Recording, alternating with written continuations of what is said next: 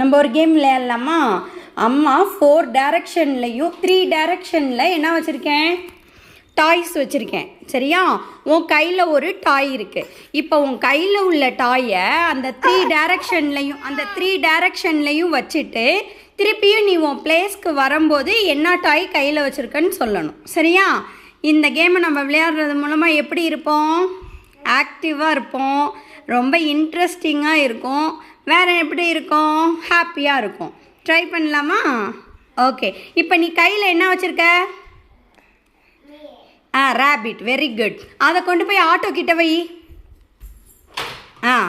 ஆட்டோவை கையில் எடுத்துக்கோ. உடியா உடியா உடியா உடியா உடியா உடியா.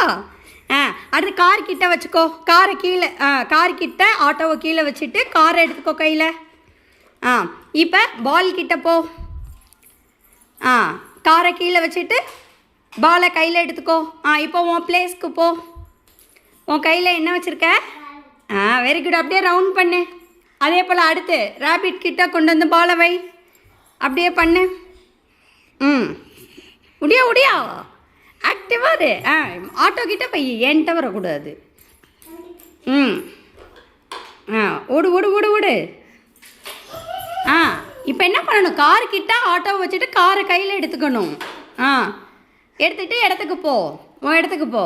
இப்போ உன் கையில் என்ன வச்சுருக்க? என்ன வச்சுருக்க? என்ன வச்சுருக்க? சவுண்டாக சொல்லு. இப்போ என்ன பண்ணு? கார்.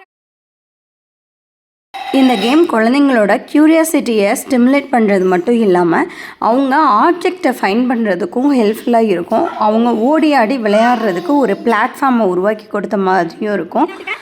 என்ன கலர் ஆகும்? க்ரீன். என்ன கலர்? அந்த ஆப்ஜெக்டை கண்டுபிடிக்கிறது மட்டும் இல்லாமல் அந்த ஆப்ஜெக்டை டிஸ்கிரைப் பண்ணுறதுக்கு ஒரு ஸ்பேஸை உருவாக்கி கொடுத்த மாதிரியும் இருக்கும். இந்த அப்ரோச் உங்கள் குழந்தைக்கும் யூஸ்ஃபுல்லாக இருந்துச்சுன்னா எங்கள் பேஜை லைக் பண்ணிக்கோங்க, ஷேர் பண்ணுங்கள், கமெண்ட் பண்ணுங்கள், மறக்காமல் சப்ஸ்கிரைப் பண்ணிக்கோங்க. என்ன கலர் ரேபிட்டு? Very good.